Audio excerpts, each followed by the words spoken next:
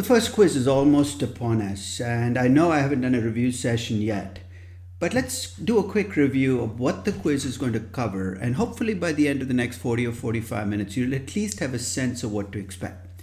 Now remember, this review session is best done after you've actually looked at the material, because a review is after the material, so I'll leave that up to you. So let's look at the basic skills I want you to be able to have by the time the first quiz comes around, and this is what I'm going to focus my quiz on. The first is, we spent a lot of time talking about the potential conflicts of interest in a modern corporation between stockholders and managers, between companies and their lenders, companies and financial markets, and companies and society. And I want to probe those conflicts of interest and see if you can understand what those conflicts of interest are and how they play out on your interests as a stockholder. The second is, if I gave you a regression of stock returns against market returns, a conventional way of estimating betas, I want you to be able to read that regression. You're saying, what's the big deal? I just take the slope and use it as a beta. That's only the beginning of the process. I'd like you to be able to tell me, based on the intercept, whether your stock was a good investment during the period of your regression. I want you to be able to look at the R squared and tell me where the risk in this company comes from. And I want you to be able to take a closer look at the slope and give me not just a single number for the beta, but a range for the beta. The third question that I'd like you to be able to answer is, if I gave you the beta for a stock, can you use that beta to come up with the expected returns? That requires additional inputs on the risk-free rate and the risk premium and bringing them all together. And the final set of questions relate to what is it that drives betas. We talked about the determinants of betas. What is the relationship between the kind of business you're in and what kind of beta you have? What's the relationship between how much you have as fixed cost as a company and what your beta is, the operating leverage in betas? And finally, as you borrow money, can you tell me what will happen to your beta? This plays out in questions I ask you about estimating a beta for a company based on the businesses it's in and how much financial leverage, the bottom-up beta process. If you look at all the quizzes, they follow a pretty common template. The first question is almost always about the conflicts of interest and perhaps the basics of risk and return models. The second question is about risk-free rates and risk premiums and bringing them all together in an expected return. And the third question is almost always a bottom-up beta question with two parts to it. The first part is a pretty straightforward part where I give you a company, the businesses it's in, and ask you what the beta of the company is. Then in the second part, I throw in a curveball, different in different quizzes, an acquisition, a divestiture, an expansion, and ask you what will happen to the beta of your company if it does this. So let's get started. We have a fair amount to cover. On the corporate governance questions, and this is perhaps the only part of this class where I use the multiple choice questions. I really don't like multiple choice questions. They're not fair to you and they're not fair to me. Not fair to you because you can do everything right and because of a little tweak end up with no points at all. I'm a great believer that if you get most of a problem right, you should get most of the credit. I cannot give partial credit for multiple choice questions. So this part of the quiz will almost always be the only part with multiple choice questions. So here, my only suggestion is use common sense and think about the problem from the perspective of how the problem is framed. Let's take an example. From a few quizzes ago, here's a question. Almost everything you're going to see in this review session comes from past quizzes. So you have a sense of this is the type of question you will have on the next quiz. Not exactly the same question. I'm not stupid. I'm not going to let you look up an answer from a previous quiz. So here was the question.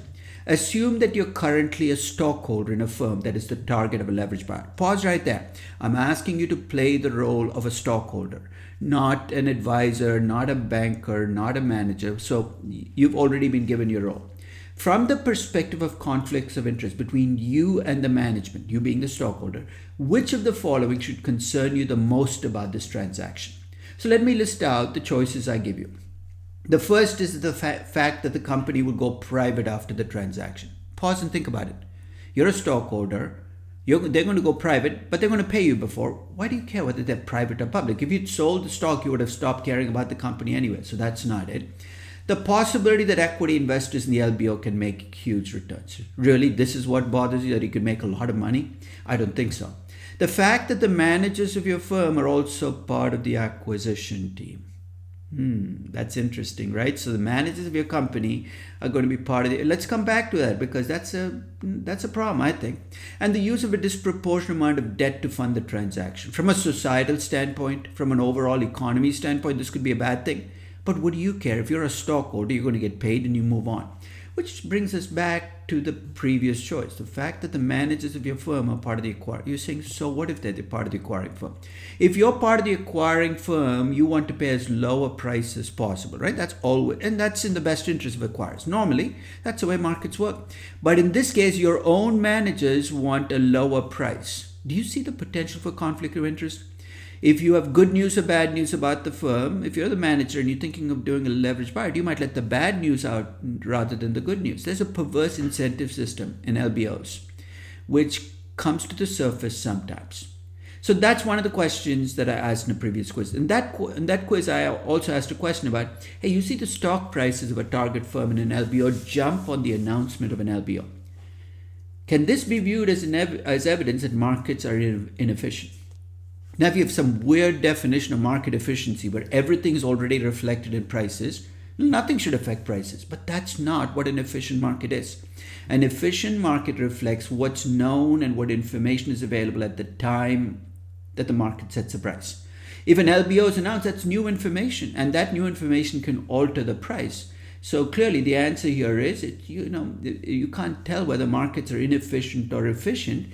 It depends upon how much the price jumps. If it jumps too much relative to the news and the announcement, maybe they're inefficient. If it jumps the right amount, it's efficient. So unless you can tell how much the price jumps and what the information in the announcement is, you really cannot pass judgment. You might struggle with some of these efficient market questions, but I'd struggle through them because understanding what it means when I say the market is efficient is critical to even buying into much of corporate finance as its practice. So now let's move on to the meat and potatoes part of this quiz. As I said, one of the things I'd like you to be able to do is read a regression of returns in the stock against returns in the market and tell me what that regression tells you about your stock. One of the pieces of output from the regression is the intercept. If you think statistically, the intercept of a regression of returns in the stock against returns in the market reflects what you think the stock will do in a month in which the market does nothing. Let that stew for a little while. But here's what I'm going to do. I'm going to take that intercept, and to get a measure of performance, I'm going to subtract out what the intercept would have been if the stock had moved just as much as the CAPM said it would. And if you work with the expected return to CAPM equation, it turns out that if the stock did exactly as the CAPM predicted, its intercept should have been the risk-free rate times 1 minus beta. Sounds like an abstraction, but think of that as the expected intercept. The actual intercept reflects what your stock actually did. The difference between those two numbers is a measure of performance, whether your stock was good or bad. We call it Jensen's alpha.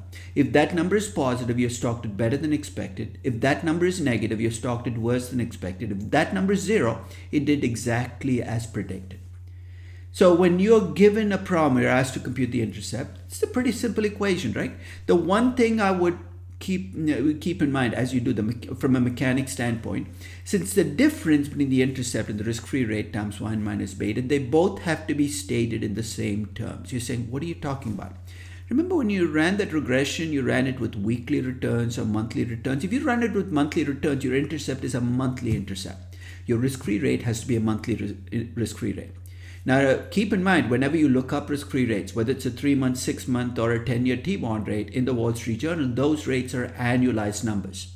You've got to convert the annualized numbers, in this case, to monthly numbers. You're saying, how do I do that? Hey, just divide by 12. It's not rocket science. If it's weekly, divide by 52. If it's daily, that's tougher. Divide by 365 or 250, depending on whether you want to count the days in the year or the trading days in the year. So let's take an example. This was again from a previous regression. Returns of Devinex, company I made up, a machine tool manufacturer. That's distraction. You really don't care what it does. Against the S&P 500 index using monthly returns. So notice the regression. The problem specifies what I'm using, and that's intentional. Use it over the last 5 years and arrived at the following output. Return on Devinex, so your return on the stock was always your dependent variable. The intercept is minus 0.20%. Plus 1.50, so the slope is 1.50 times the return on the S&P 500. In this particular problem, I said the stock had a Jensen's alpha of 0.10%. So I've given away the Jensen's alpha. I want you to estimate the monthly risk-free rate. This is an algebra problem, right? You're saying, I hate algebra. Well, get used to it. Life is just one big algebra problem, sometimes with two unknowns. At least this is an it's an equation with one unknown. So let's see what data is given, and I find this useful to list out what's given. I've given you the Jensen's alpha, I've given you the intercept, and I've given you the beta, right? So if I ask you what the risk-free rate is, all I have to do is plug back into the equation. I've got the intercept is minus 0.20%. The risk-free rate, I don't know. The beta is 1.5. That's the slope of the regression is equal to 0.10%.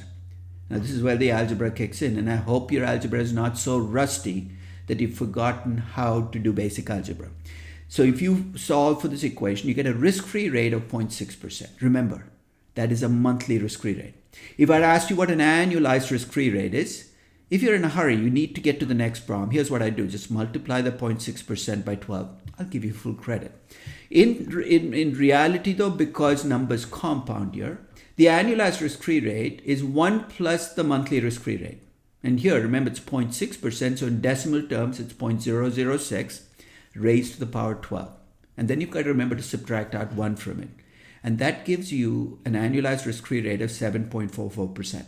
Higher than the 7.2%, but as I said, if you're in a hurry, I can live with 7.2%. So let's assume in this problem, instead of giving you the Jensen's alpha on a monthly basis, which I'd done, I told you it's 2.4% on an annualized basis. What would you have done differently? Since your regression is monthly terms, your Jensen's alpha has to be converted into monthly terms as well. You're going to compare apples to apples. And again, if you want to do it the long way, you can take the compounded root, which is 0.0198%, or you divide by 12, it's 0.2%. Notice that the lower the number becomes, the less using the approximation matters. So if you're working 8, 10, 12%, I would do the long way if I want to get it right. If I'm looking at 1, 2, 3%, I wouldn't even bother. I would just go with the shortcut. So that's the intercept. Now, the other big piece of output from the regression is the beta, right? And to get from betas to expected returns, I need a risk-free rate and an equity risk premium. Remember, the risk-free rate has to be long-term, and it has been the currency in which you're working. That's very critical. The risk premium is tougher. There are two ways, actually three, but I said the survey premium nobody uses. There are two basic ways in which people estimate equity risk premiums. The more common way is to look backwards at a historical risk premium. And if you look at your notes, I have the historical risk premiums going through the end of 2018. But the flaw with historical risk premium, as I said, it's backward looking. It assumes mean reversion, that things revert back to the way they used to be. And worst of all, even if you go back almost 100 years, the standard error is huge. It's about 2%. The range on your historical premium is really big. So I gave you an alternative, a forward-looking dynamic premium, an implied premium. Now, I could ask you to compute an implied premium, but it's kind of tough to do because it does require that circular logic. So if I do give you an implied premium problem where you have to compute an implied premium, it is going to be a very simplistic problem. More likely, I will give you the implied equity risk premium or a way to compute the implied equity risk premium, and you have to come up with an expected return. So let's look at a problem from, again, a few years ago. You've been asked to review a beta regression done on Cemex, a large Mexican cement company. The output is provided as follows. Returns on Cemex, I give you the intercept 0.25% plus 1.08, the slope of the regression, times returns in the Bolsa, the Mexican index, and I give you the R squared of 45%. So the question was, can you estimate the cost of equity for Cemex in Mexican pesos? When I ask you a question about cost of equity or capital, and I specify currency, what's a currency? Because it does make a difference in how you'll approach the problem. In this particular problem, I gave you a couple of additional pieces of input. One is I gave you the 10-year Mexican government bond rate in pesos. It has to be in pesos if I want you to come up with a peso risk-free rate of 8.35%. But I said, but before you use it, watch out because the Mexican government has a local currency rating. You know what that means, right? The Moody's or S&P think that even in the local currency, in pesos, the Mexican government has default risk. The rating is AA. And I give you a default spread associated with the AA rating, 0.65%. So file that away because we might need to use that. I also give you the risk premium for the US and other mature markets is about 4%. And I tell you Mexican equities are 3 times more volatile than Mexican bonds. I ask you to estimate a cost of equity in peso terms. So let's see how you approach this problem. To get the risk-free rate in pesos, here's what I did. I started with the 8.35%, right, which is the Mexican peso 10-year rate. I subtract it out of the default spread. Why do I do that? The peso rate that you see is not default free. It has default risk in it. I'm trying to take the default risk out. I come up with the Mexican peso risk-free rate of 7.7%. So I've got my risk-free rate. Let's move on to the equity risk premium. I did not give you an equity risk premium for Mexico, but I gave you an equity risk premium for a mature market, 4%. But remember, I gave you the default spread for Mexico is 0.65%, and I told you Mexican equities are 3 times more volatile than the Mexican bond. Let's do an algebra problem. To buy the Mexican bond, you're charging a 0.65% spread. To buy Mexican equities, you're going to charge 3 times that spread, which is 1.95%. My equity risk premium for Mexico would be 5.95%. I'm almost home. To get my expected return in pesos, I start with a peso risk-free rate, 7.7%. To that, I add the beta, 1.08, and I multiply by the Mexican equity risk premium, 14.13%. What if I told you in this problem, and this is actually an interesting exercise to do as you work through the quizzes, just ask what-if questions at the end. What if I told you that this Cemex got half its revenues in Mexico and half in the US? Think about how the answer would change. You're still estimating your answer in pesos, so it'd still be 7.7%.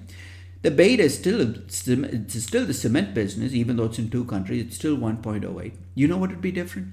My equity risk premium then would be a weighted average of 5.95 and 4%, with the weights being how much revenue I get in each. The equity risk premium should reflect where you do business, not what currency I ask you to compute a cost of equity in or what country a company is incorporated in. Which brings me to the third and final part of every quiz. And this is the trickiest part because it forces you to deal with fundamentals. If you think about what it is that determines the beta of a company, put simply, there are 3 things. One is what kind of business are you in? The more discretionary the business, the higher the beta. Second is how much of your costs are fixed costs. The higher your fixed cost structure or operating leverage, the higher your beta because it makes your equity earnings more volatile. And thirdly, the more you borrow, the riskier your equity gets and the higher your beta will be. So when you approach these problems, there's a technique I find useful to keep things in check, to make sure I'm doing things right. And it's a financial balance sheet I introduce. So let me go back to a quiz from way back and use it to illustrate how this process works and how to work through these types of problems. So in this problem, you were asked to estimate the levered beta for GenCorp. It's a company with food and tobacco subsidiaries.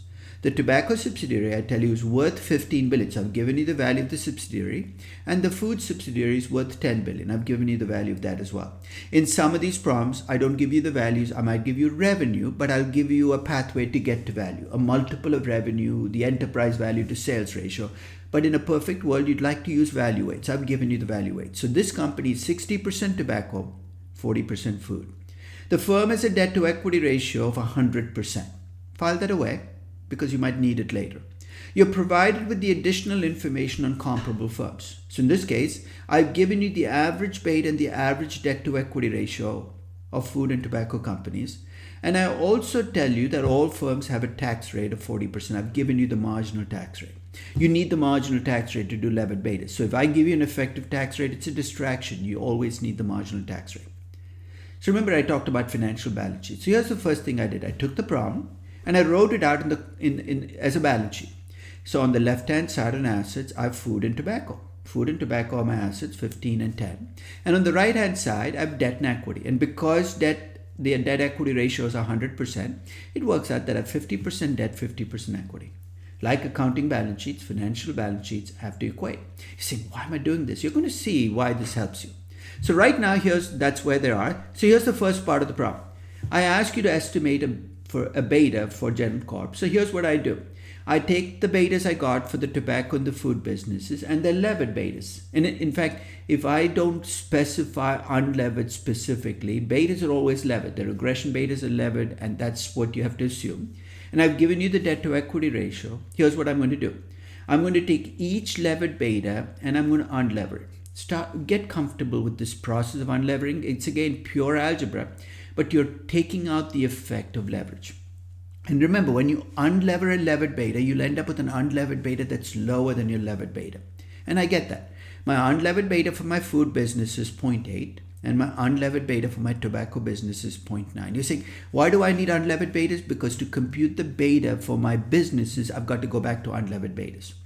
In fact, just as a what if, I could have made this problem trickier, but in addition to giving you your debt to equity ratio, I told you that each of these businesses, there's 10% of the business that's tied up in cash. You know how your answer would have changed?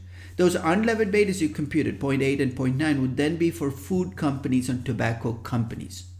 To get to an unlevered beta for the food business, you would take the unlevered beta you got, the 0.8 for instance, and you divide by 0.9. You say, what 0.9?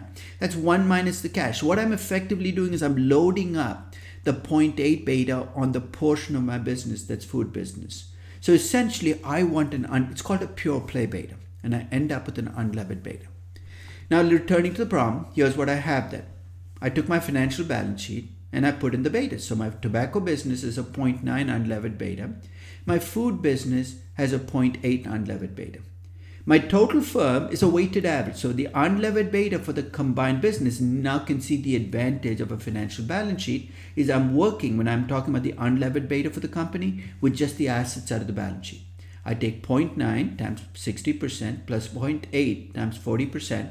I end up with an unlevered beta for the company of 0.864. I have a debt to equity ratio of 100%. I'm ready to compute my levered beta. And here's what I do. I take the unlevered beta I got and I multiply it by 1 plus 1 minus the tax rate, the 40% tax rate, times the debt to equity ratio of 100%. For God's sakes, please remember your order of operations. Those brackets matter. Work it through. So try a few problems. So even though it looks simple, work it through, because until you've dealt with the brackets, you haven't dealt with them. You end up with a levered beta of 1.376. I plug that levered beta in. I get a cost of equity for the company. The risk-free rate was given in the problem of 6%, so that can't be estimated from any of the inputs I gave so far, but it was in the problem. The equity risk premium, and you will see this in my quizzes until probably around 2000 something. I didn't even give an equity risk premium. Why? Because I wanted to go look it up. I've stopped that practice because I've learned people look up the strangest things in their package. So I've started to give the equity risk premium, but those early quizzes, the equity risk premium was actually given in the historical premium table in your notes, and it was about 5.5%. So in the early quizzes, you struggle with where is he getting the equity risk premium? It's because that was a practice I adopted. So the more recent quizzes, the equity risk premium will always be given. I have a cost of equity of 13.57%. Now let's make it messy. Let's assume I told you that the company divests itself of the food business and gets fair value for the divestiture. What will happen to the beta? That's all I give you. Now think of what happens when you divest yourself of the food business. At fair value, you get 10 billion in cash. I didn't tell you what you do with the cash. So right after the divestiture, here's what your company looks like. You have 60% of your value coming from tobacco still and 40% from the cash business. Divestitures don't affect debt or equity until I tell you what you do with the cash, and I haven't told you that yet. And in this case, my unlevered beta right after the divestiture will drop because I'm now a much safer company to 0.54. My debt to equity ratio hasn't changed at all. I haven't done anything to my debt and equity. My levered beta, if I use those numbers, works out to 0.864. It's pure coincidence that this happens to be equal to the unlevered beta before all of this process started. Don't extrapolate from that and do anything crazy on your quiz. So that's what happens if I just divest and do nothing after it. The cash stays in the company. But let's make it interesting. Let's say I use the cash to pay off debt. So here's what's going to happen. The cash is now gone. So my unlevered beta will now become just the unlevered beta for the tobacco business. My debt is now going to drop to 2.5 billion. My debt to equity ratio has dropped from 100% down to 20%. My levered beta is now going to be 1.01. Okay. So if I use the cash to pay down debt, my beta drops to 1.01. What if instead of using the cash to pay down debt, I decide to buy back stock? Remember, when you buy back stock, your equity decreases. Why? Because you now have fewer shares outstanding. If I did that, my debt to equity ratio is going to jump to 500%. My unlevered beta is now 0.9 again because I'm back to the tobacco business. My levered beta is 3.60. What if I got really tricky and I said you paid $2.5 billion in a dividend and the remaining $7.5 billion to pay down debt? Okay? Again, here's what's going to happen. The $7.5 billion paying down debt reduces my debt to $5 billion. Paying a dividend of 2.5 billion reduces equity, and here's why. When I pay a big dividend, my stock will drop on the ex-dividend day by the amount of the dividend. Notice how the financial balance sheet will give you a signal of whether things are working out right. Because no matter what I do, my balance sheet still balances. My levered beta is now 1.17. Since we're on this mission of trying different things, what if instead of paying down debt or paying a dividend or buying back stock, I decide to pay the 10 or use the 10 billion to buy a social media company? And what if I told you the social media company is much riskier with an unlevered beta of 1.80? Again, use the financial balance sheet. My unlevered beta now is going to be much higher because I've entered a riskier business. My debt and equity haven't changed. My levered beta is going to be 2.02. Play with this problem. Try different things. In fact, here's my final try. What if I want to buy a social media company, but it's going to cost me 15 billion? I take the 10 billion in cash, but I don't have enough. I borrow an extra 5 billion. Here's what my balance sheet will look like after the process. My assets now will be worth 30 billion because I've bought a $15 billion company. My unlevered beta will have 50-50 weights on tobacco and social media. It's going to be 1.35. My debt to equity ratio will now reflect the increase in the debt to 17.5 billion. My levered beta is going to be 2.48. As you work through these problems, that is the key, is to understand how actions affect, first, whether your assets side or your liability side, and which items they affect. So here's my going away present to you. I've listed out a bunch of different actions, and I want you to take each one and think about what they will affect, whether they will affect assets, and if they affect assets, the unlevered beta, in which direction, whether they affect the debt to equity ratio, and if they do, in which direction. And I want you to think through this because this is pretty much every conceivable twist I can throw into a quiz. So let's review. Can you look at the conflict of interest in a company and make your best judgment? If the answer is yes, move on. Can you look at a regression and tell me what it tells you about your stock? Get comfortable with the algebra of intercepts, how to read the slope and the range on the slope, and most of all, how to go from a beta to an expected return. Different currencies, different risk premiums. And the third is, as you change your company, can you tell me what will happen to your beta? And that to me is a skill you will find useful as we go through in this class, but I want you to work on that skill. Nothing in this quiz is particularly complicated, but it requires that you get your hands dirty. What does that mean? Don't just look at past quizzes and the solutions. They will look obvious. Take a few of the problems, struggle through them, because the first few you will struggle through, but that's the only way you can make it stick. I hope you found this review useful. Thank you very much for listening, and I will see you at the quiz.